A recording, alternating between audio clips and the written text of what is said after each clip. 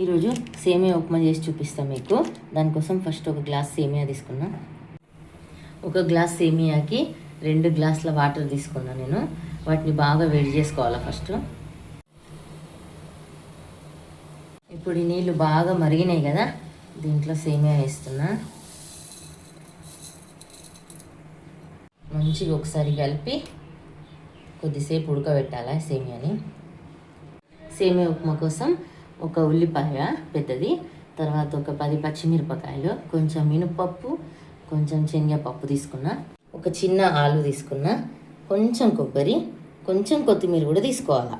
2 నిమిషాల లోపలనే చూడండి మొత్తం 90% ఉడికిపోయినాయి కదా. ఇప్పుడు స్టవ్ ఆఫ్ చేసేయండి. ఇప్పుడు ఈ సేమియాని ఇట్లాంటి జల్లిగుళ్ళ తీసుకొని దాంట్లో వడపోసుకోవాలా.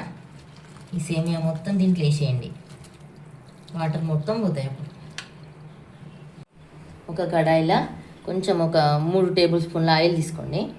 ఆయిల్ వేడైన తర్వాత కొంచెం జీరా, కొంచెం ఆవాలు వేసి మంచిగా వేగనివ్వాలి. తర్వాత కొంచెం మినపప్పు, కొంచెం శనగపప్పు వేసి మంచిగా వీటిని కూడా ఫ్రై కానివ్వాలి. పప్పులు మంచిగా ఫ్రై అయిన తర్వాత మిరపకాయలు వేసిన నేను, ఇవి కూడా ఫ్రై కావాలా. నెక్స్ట్ ఉల్లిపాయలు ఒకసారి మంచిగా కలుపుకొని మూత పెట్టుకోండి. ఇప్పుడు ఉల్లిపాయలు కూడా మంచిగా ఫ్రై అయినాయి కదా. తర్వాత ఆలు, కొబ్బరి 2 కూడా వేసి ఫ్రై చేసుకోవాలి. కొంచెం పసుపు వేసుకోవాలా, మంచి కలర్ వస్తుంది. ఇప్పుడే సాల్ట్ కూడా వేస్తున్నా, 1½ స్పూన్ వేస్తున్నా. కలుపుకోవాలి. ఆలు ఫ్రై అయిందో లేదో కొంచెం ఇట్లా స్పూన్తో ప్రెస్ చేసి చూసుకోండి. ఫ్రై అయిపోయింది ఆలు కూడా. ఇప్పుడు మనం పక్కన పెట్టుకున్న సేమియా ఉంది కదా, ఫస్ట్ వేడిలో కొంచెం ముద్దలానే ఉంటుంది, తర్వాత పొడి పొడి అవుతుంది. దీన్ని వేసేసుకోండి.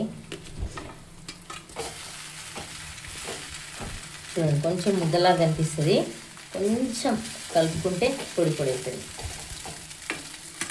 మెల్లిగా కలుపుకుంటున్నా, లేకపోతే సేమియా మొత్తం విరిగిపోతుంది. కొంచెం స్లోగా కలుపుకోవాలి, పైనుంచి కిందకి అన్నీ కలిసేటట్టు. చూడండి ఇప్పుడు మంచిగా కలిసిపోయింది కదా ఉప్మా, ఎంత మంచిగా కనిపిస్తుంది. పైనుంచి కొంచెం కొత్తిమీర వేసుకొని మిక్స్ చేసుకుంటే అయిపోతుంది, ఉప్మా రెడీ. ఎక్కువసేపు ఫ్రై చేయాల్సిన పని లేదు. ఒక్క 2 నిమిషాలు సేమియా వేసిన తర్వాత స్టవ్ పైన ఉంచుకుంటే సరిపోతుంది, అంతే.